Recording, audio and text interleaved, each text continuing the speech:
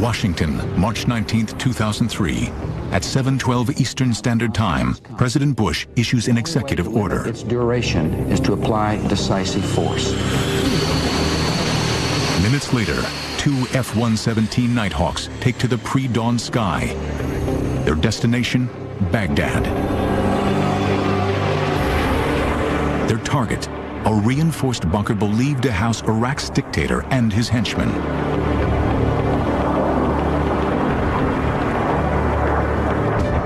Undetected, the black jets pierce the most heavily defended airspace on Earth and prepare for a decapitation strike, one that could end a war even before it begins. This is stealth warfare.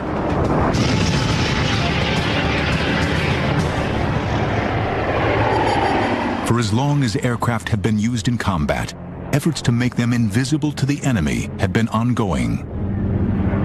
By the First World War, attempts to build stealth aircraft concentrated on the use of camouflage to make planes difficult to detect visually.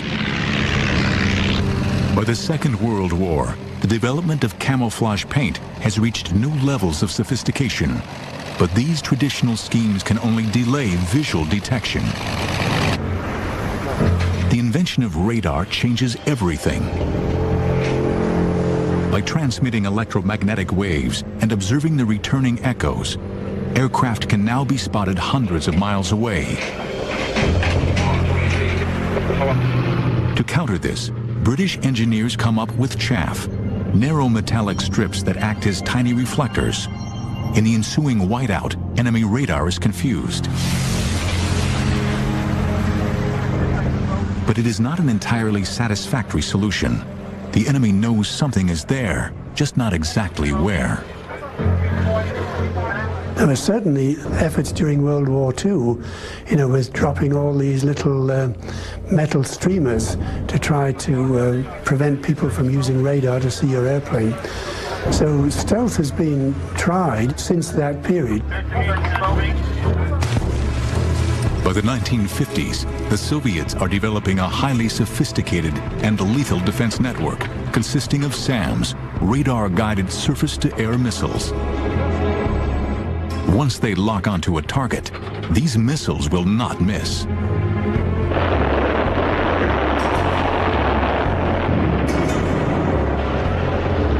The development of these weapons sends shockwaves around the world. To counter this threat, the U.S. begins to produce aircraft that can fly higher than the enemy's planes and missiles. Lockheed's U-2 is the first of this new breed. The U-2 is an attempt to keep an airplane from being struck down by enemy fire. They were looking at altitude being its primary defense against missile threats from the ground. But in May 1960, disaster strikes. A U-2 flown by Francis Gary Powers over the Soviet Union is shot down by a SAM. Flying at high altitude is no longer sufficient. Lockheed adds speed to the equation. Flying at Mach 3 at 80,000 feet, the SR-71 Blackbird is untouchable. But the reconnaissance aircraft is still detectable to radar. Although no Blackbird is ever shot down, the Soviets come very close on more than one occasion. During the Vietnam War, anti-aircraft systems massively disrupt U.S. air operations. We had a tough time with their SA-2s and SA-3s, and we knew that they were developing much more sophisticated missiles. We knew that just conventional airplanes were not going to be able to survive in a high-dense, coordinated missile defense system. In 1973, during the Yom Kippur War, the Israeli Air Force loses 109 strike aircraft in just 18 days.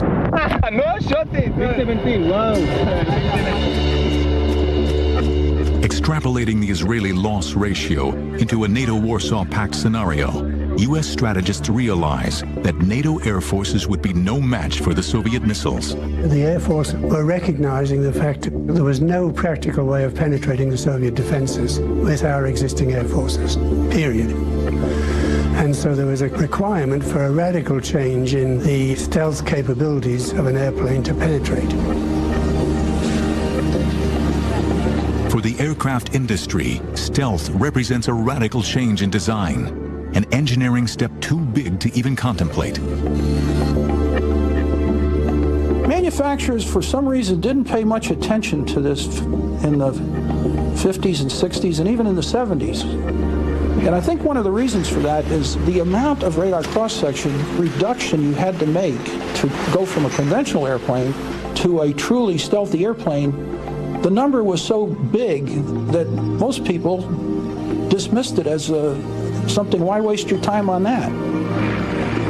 But by early 1974, DARPA, the Defense Advanced Research Projects Agency, has become sufficiently worried about the Soviet-made SAMs. It asks 5 manufacturers to identify a means of making an aircraft undetectable to radar. Surprisingly, Lockheed, the makers of the U-2 and SR-71, is overlooked. In 1975, Clarence Kelly Johnson retires as president of Lockheed's Advanced Development Program, known as the Skunk Works. His successor, Ben Rich, hears about the competition and lobbies hard to get the Skunk Works into the thick of the action. Dennis Overhalser is tapped to head up the development team. One day, while conducting research, he comes across an obscure paper written in 1962 by a Soviet scientist. It contains a mathematical formula for calculating the radar return of a flat object. The paper, ignored by the Soviets, is the spark that ignites the Skunk Works team. We had a team of people who were not just competent, they were very experienced. And I think that's key. In other words, these people had done the SR-71, they'd done the U-2, and could pick up a pencil and say, okay, you want a wing structure designed? Just show me what you want, I'll design it. The Skunk Works team now considers how to make the aircraft invisible to radar. If I want to reduce the range at which I detect an airplane, I've got to reduce the radar cross-section. So the first thing we do is to try to make sure that all the lines and all the surfaces are inclined at a very shallow angle to incoming radar. So most of the energy is reflected off into space. Huge mainframe computers are used to calculate the vast range of design possibilities and their impact on radar visibility. The computer capability of our mainframes is what can be held in anybody's hand calculator these days. And the reason why the airplane was faceted the way it was because we could only handle a certain number of surfaces in one computation. After months of numbers crunching, the Skunk Works team concludes a flat diamond is the optimum shape to evade radar. But Lockheed's futuristic concept has no aerodynamic characteristics and is quickly dubbed the hopeless diamond. The shape is obviously strange by any historical standards. When you first look at it, and I'm not an aerodynamicist, but I've been around the aircraft business a long time, I had the same reaction a lot of other people have had, and that is this going to fly? I mean, this is a really strange-looking airplane. Lockheed was losing money in their commercial business. The pressure was on for the Skunk Works team. They had certainly designed something revolutionary, but could they possibly build a true stealth fighter aircraft?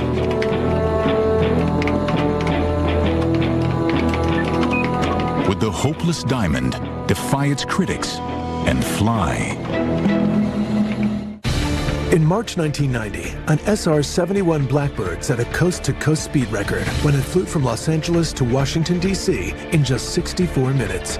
Its average speed was 2,144 miles per hour.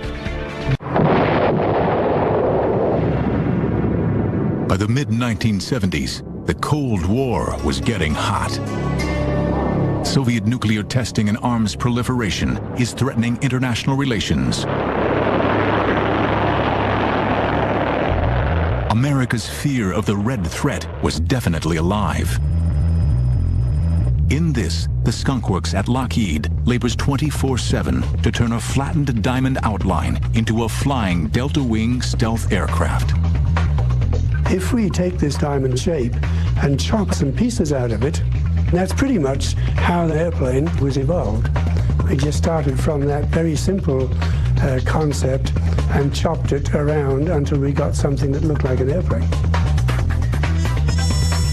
In April 1976, armed with these new futuristic outlines, DARPA declares Lockheed the winner of its competition. Under the codename Have Blue, the design stage will be supervised by the Air Force. Fearing espionage, the Air Force imposes the highest level of security imaginable. Everything stays inside the building, and the building has no windows. And you just don't talk about it when you're outside, and you have the minimum amount of government people who actually interact with you. Very few of the senior management of Lockheed Corporation in the corporate office or elsewhere knew of the existence of this program. They did not know it existed. But the staff at Skunk Works knows all about sensitive operations. Well, there's always sort of a wartime environment at the Skunk Works, which goes back to the U-2 operations and the SR operations. We're always doing things in a clandestine sense, and we're always sort of, quote, at war when the rest of the services and the rest of the country is not. Now Have Blue is the most top-secret program in the country. Under extraordinary conditions, 2 technology demonstrator aircraft are to be produced. One, to test the basic flying qualities of the design. The other, its stealth.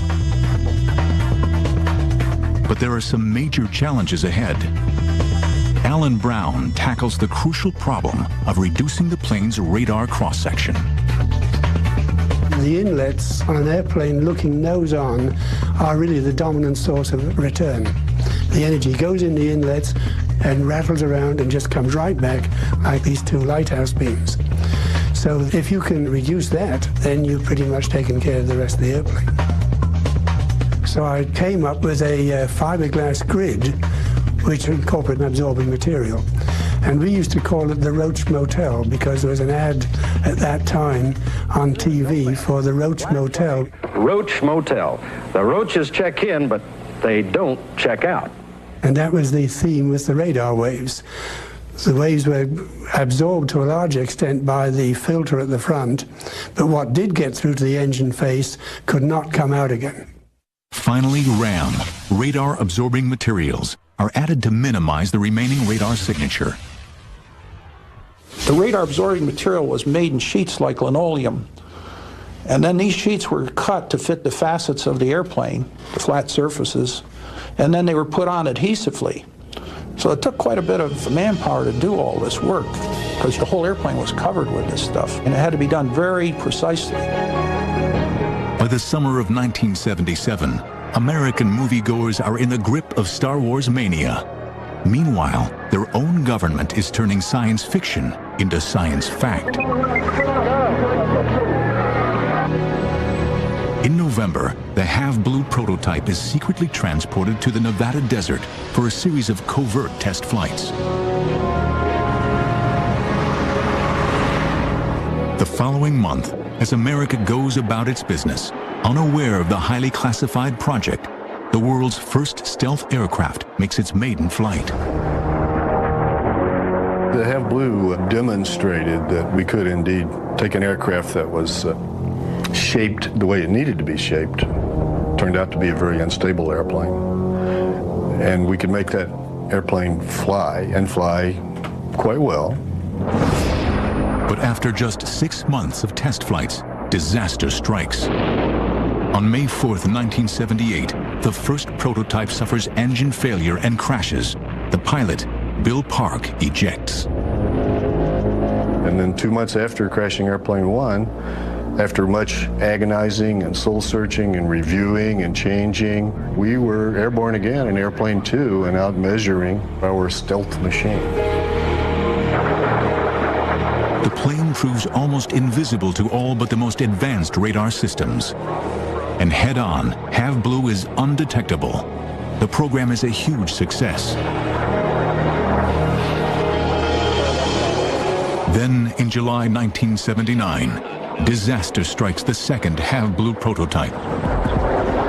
The airplane was conducting a routine stealth flight where it flies past the radar systems on the base. And Ken noticed that he was losing control, and he got a fire indication back at one of the exhausts. There's nothing we can do. I realized things were bad, and I did start talking to the home plate and let them know that things weren't going well, and about that time the airplane went totally out of control. And he had a very hard time even to be able to reach the control to be able to eject himself. But he finally did that.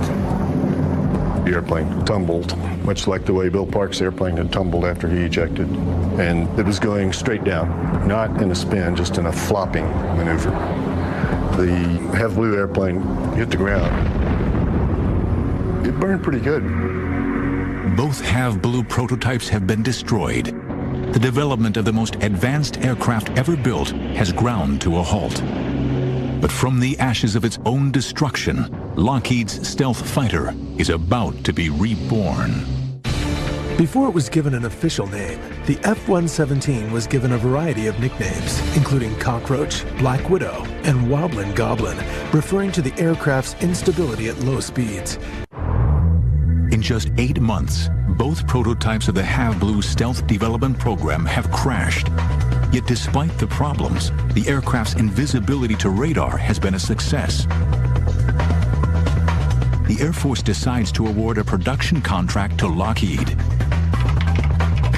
$340 million in covert funds are made available for the production of a full-scale development aircraft, codenamed Senior Trend.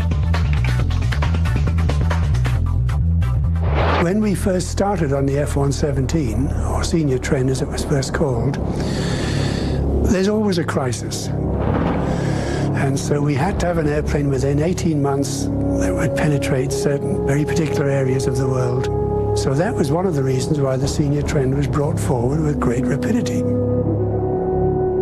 America's growing fear of Soviet missile buildup and nuclear capability brings the Cold War to new heights of tension. Producing a totally stealth fighter plane will give America an enormous lead in technology over the Soviets. The stakes could not be higher. Ivan was alive and well. We still had the Cold War really big and hot, and I was aware and was reminded constantly that the bad guys were out there looking for anything they could find. The project will again be black, top secret, and again top military brass will go to great lengths to prevent enemy knowledge of the covert project. Even the American aviation business at large will not know what's going on. Everybody had to have a secret clearance, and everybody had to be specifically through the security system that allowed them into the program. A lot of your subcontractors don't know who they're dealing with. Maybe the president of the subcontractor does, but most of the people working on it, they don't know they're shipping anything to the Skunk Works. They just know they're making something and it gets put in a box and sent. To save development time and to avoid raising suspicions, the new aircraft will borrow some technology from existing jets. The flight control system is taken from the F-16, its cockpit features from the F-18, and its navigation system from the B-52. So in general, there was a philosophy that if you've got to have some radical stuff done, which takes a lot of effort, you make the rest of the airplane absolutely as conservative as possible, because you do not want to stub your toe in an area which you didn't need to. Finally, on June 18, 1981, 2 years after launching the program, the Senior Trend aircraft is prepared for its first flight over the Nevada desert.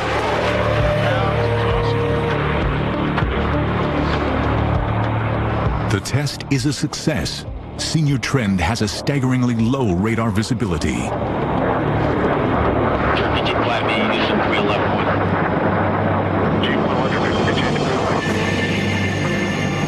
The world's first stealth bomber is delivered to the Air Force in August 1982. And an entirely new top-secret base is built in the Nevada desert at Tonopah. The Tonopah Test Range facility was very secure in that we didn't want our adversaries to find out that we had stealth technology. We had secure procedures to enter the area, such as hand readers, which I had never seen before except on TV, and mostly in James Bond movies, but those procedures allowed us to enter the facility and keep unwanted personnel out.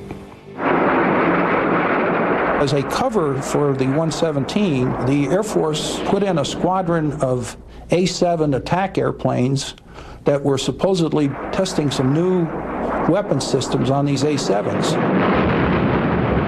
We had a cover story in that all the pilots and maintainers flew the A-7 aircraft, and that was what we used to fly up to Tonopah and to come home. During the day, we kept all the F-117 hangared so that they could not be observed by flying aircraft, satellites, or any other technology. At night, under the secrecy of darkness, we would bring the aircraft out and fly them, and we would have them hangared again before sunlight. I might add that the 117s weren't flown at night only for security reasons. There was another, even compelling reason that gets lost in the woodwork. I remember being in my office on the F-117, and Bob Dixon, who was the four-star head of tactical Air Force, who was talking about the color scheme. And he said, "This airplane is going to fly at night, Brown, isn't it?" I said, "Yes, sir, it's flying at night." He says, "Well, paint the damn thing black." So we painted the damn thing black. First impression you get of the 117 is the Star Wars thing, the Darth Vader look about it. You see it head on, and you immediately, there's this large black, totally flat-plated, no rounded surfaces. What's unique about the F-117 is just the feeling you get when you walk up to it.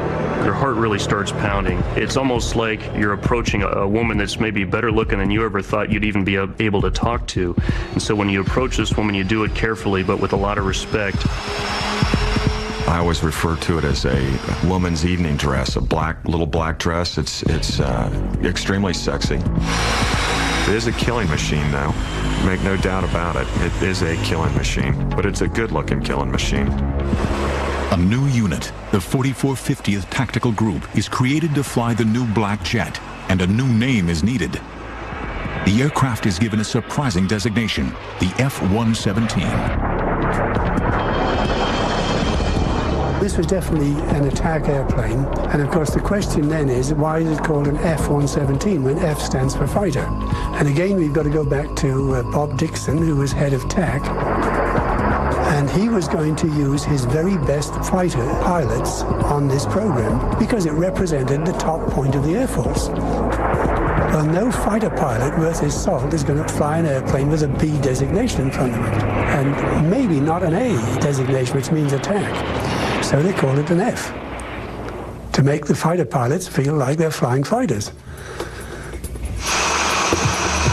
It's a fairly roomy cockpit for a single-seat fighter. I thought it would be a small kind of a cockpit, say like the SR-71 or the U-2. And when I actually got in it, there's plenty of room for all the equipment that's required to operate the aircraft. Without this flight control technology, the pilots would have a tough time flying the jet. I thought that I was going to feel a little bit disconnected, more like somebody operating a computer where I might have been kind of along for the ride, inputting my vote here and there. I call it a wet bag of cement or a Coke machine. If it loses its ability to fly by wire, it is a inherently unstable platform. It has no glide. It will fall to the earth, probably and not in a polite fashion, I might add. Nonetheless, when you're actually sitting in the cockpit and you're advancing the throttle or you're engaging a left turn or right turn with the center stick, the aircraft flies just like any other fighter that I have flown in the past. The aircraft is so well designed and modeled that you really feel like you're strapped to the machine and you are putting the aircraft and the weapons exactly where you want to. Nighthawks are armed with a weapons system that lets them strike at the heart of the enemy. High-tech laser-assisted mapping and guidance systems allow the black jets to release deep penetration bunker busters with pinpoint accuracy. The early flights of the F-117 proved that its principal function blows the competition away. The aircraft is all but invisible to radar. Stealth's development has, by any standards, been lightning fast. But the program has also been expensive. To date, the total cost has been over $6.5 billion. With additional aircraft ordered, this will soon rise.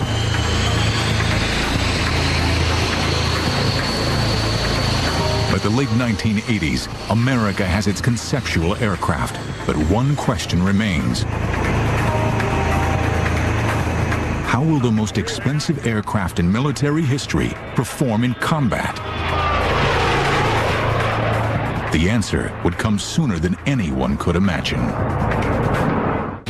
Since radar emissions would give away its location, the F-117 does not carry radar. Instead, the aircraft navigates primarily by GPS and high-accuracy inertial navigation.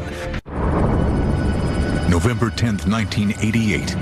The Air Force announces the existence of its top-secret F-117 at a Pentagon press conference, much to the surprise of many.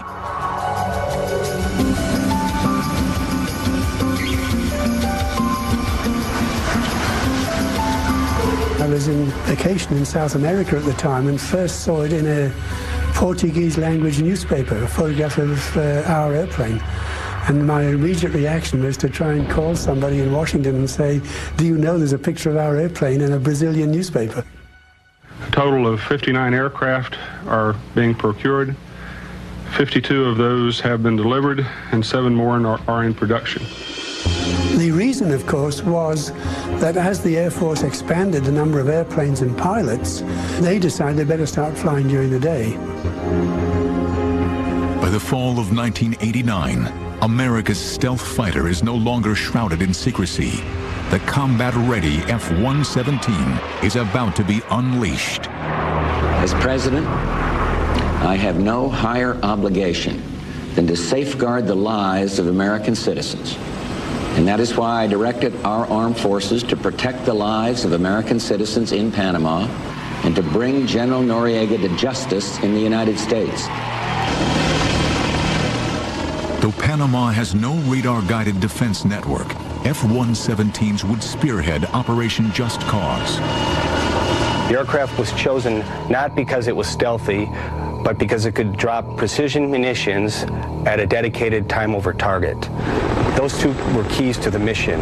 We had to make sure the weapons went where we aimed them, and we had to be on time because 30 seconds after our bombs went off, we had Navy SEALs and Delta forces jumping out of aircraft into those fields. 2 black jets are ordered to destroy the barracks at Rio Hato, belonging to Battalion 2000, a unit loyal to Noriega. Just prior to taking off for that mission, we were told by the leadership that they wanted to maintain the barracks and keep them to use in the future for the American forces. Our goal was to stun and disorient the Panamanian Defense Forces, so they asked us to drop our bombs in the fields 50 meters short of these barracks.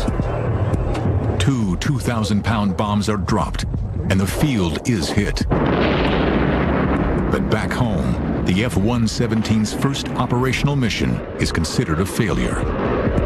Bombing fields is not what expensive stealth bombers are supposed to do. After Operation Just Cause, people in the media tried to say that the stealth fighter was not successful. The media was looking for a story on wasting taxpayers' money and buying this technology. The stealth program is criticized by Congress and labeled too expensive. The total program cost about $8 billion. When I say total cost, I mean the total development cost, total flight test, produced 59 airplanes, all the spares. That even includes $200 million to build the hangars at Tonopah. And it is a true bottom line number. Now, I know this was the 1980s and so on, but even so, if you compare that with other aircraft programs, most aircraft development programs cost today $20 billion. But the Air Force successfully champions the Nighthawk's case. The fact is, the F-117 is accurate and cheap. On August 2nd, 1990, Saddam Hussein occupies oil-rich Kuwait. Just a month later, the 37th Tactical Wing begins a very public deployment to the King Khalid military airbase in Saudi Arabia. The disappointments of Panama will not be repeated during Operation Desert Storm. It's at the tip of the fighting spear in terms of knocking the door down. If you got to go downtown, you got to take out those strategic targets, and you've got to penetrate that integrated air defense system. The F-117 is the weapon system of choice. It is our ability to reach out and touch the bad guy before he even knows we're there. It's kind of like being a thief in the night. You're stealing that guy's capability to shoot back at you. 22 minutes after midnight on January 17, 1991, F-117s from the 415th TFS attack. All of their targets are hit with an unprecedented degree of precision. We can put that bomb right on that very spot that we're intending to, be it through the window, on the air conditioner on the top of the building, and we can destroy or take out the precise objective. And we can do this right downtown. During the war to liberate Kuwait, a total of 45 F-117s fly 1,271 combat sorties, totaling over 6,900 flying hours and dropping 2,000 tons of bombs.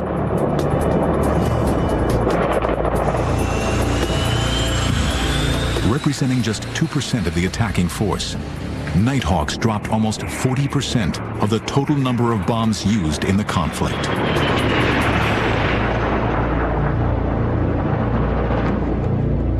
Throughout the 1990s, F-117s are found wherever the U.S. Air Force is in action. But on the night of March 27, 1999, during the NATO bombing of Serbia, the unthinkable happens. Have the Serbs developed a new radar system capable of detecting the undetectable? Has radar caught up with America's stealth aircraft? During Operation Desert Storm in 1991, F-117s flew 18 and a half hours non-stop from Holloman Air Force Base in New Mexico to Kuwait, setting a record for single-seat fighters. Kosovo, March 28, 1999. 25 miles west of Belgrade in the village of Bujanovac, a downed F-117 lies in pieces.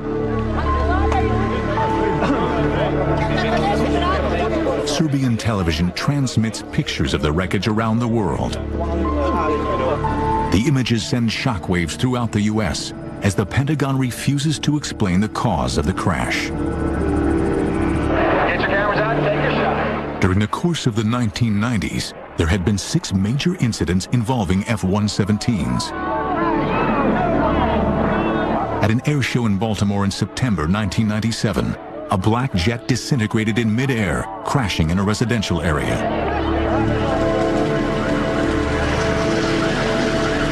Could the downed jet in Kosovo have been the result of a similar catastrophic failure?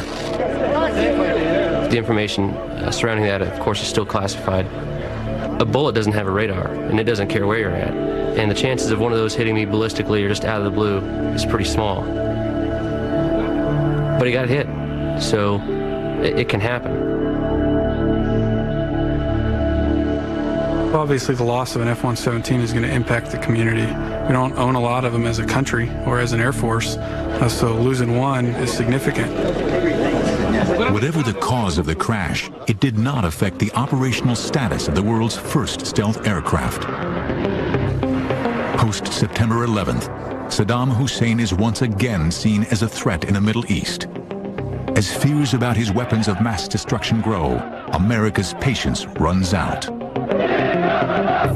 Coalition forces have begun striking selected targets of military importance to undermine Saddam Hussein's ability to wage war. Now that conflict has come, the only way to limit its duration is to apply decisive force. In Operation Iraqi Freedom, F-117s would draw first blood. Flexibility is what the F-117 gave us in Iraqi Freedom. The very opening night of the war, where they had a key target that they needed taken out, they had to figure out very quickly what kind of airplane was going to go in there and take out that target, and their choice was the F-117. Based on intelligence, a gathering of Iraqi leadership is identified. In a military decapitation exercise, stealth will be used to try to eliminate the key players of the regime. I mean, man, if you could hit the one target that completely ceased all hostilities, that'd be the juiciest target of all. If I could go in there one night and stop the war, that would be money. If it was the one right downtown, right in the center, the hardest one to get to, that's the job of the F-117, is to hit that target. That was the objective of night one. If we can cut the head off the snake, the game's over. At precisely 4 a.m. local time, 4 2,000-pound bunker busters hit an underground complex thought to contain Saddam Hussein and his top generals. Though the mission was a success, its objective failed. A defiant Saddam appeared on television a few hours after the strike. Iraq's dictator was still very much alive.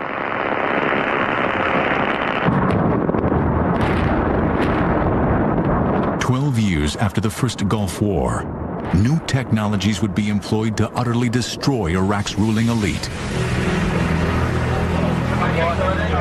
But Baghdad, one of the most heavily defended cities in the world, is no easy target.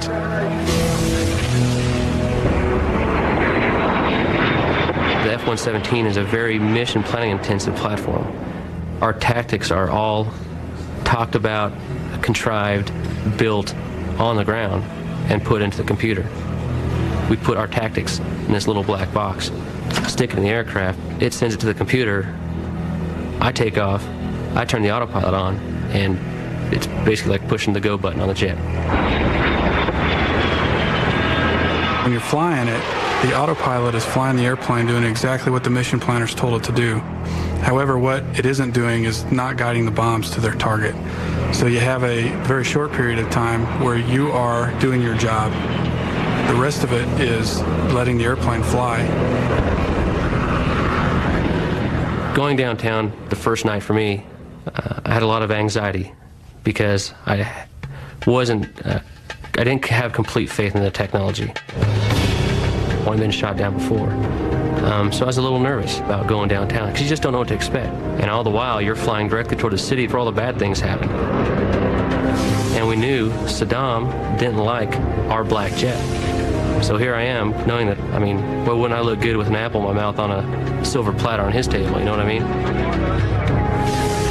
So looking out over the distance and seeing this circular city of lights, and I think it might have been the oil fires, there was a glow around the city. That just added to the surrealism. You hit a predetermined point that we call an IP, which stands for initial point. Once you cross that point, the aircraft will make an appropriate turn or descent to align itself on its attack axis. All does it automatically. You're just systems managing at that point. And the next thing you know is AAA starts lighting up over the town. And I thought to myself, wow, that's a lot of lead in the air. And you keep looking at that point that turns you left into Baghdad. And you just stare at that thing going, boy, here it comes, here it comes. The next thing you know, you look to your right, lots of AAA, lots of SAMs, and the jet turns right into it. And you're like, oh my God, down the chute we go.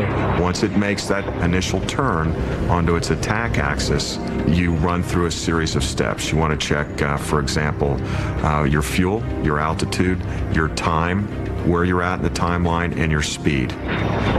That will run you through this ballet of sorts to get you into that bombing run mode.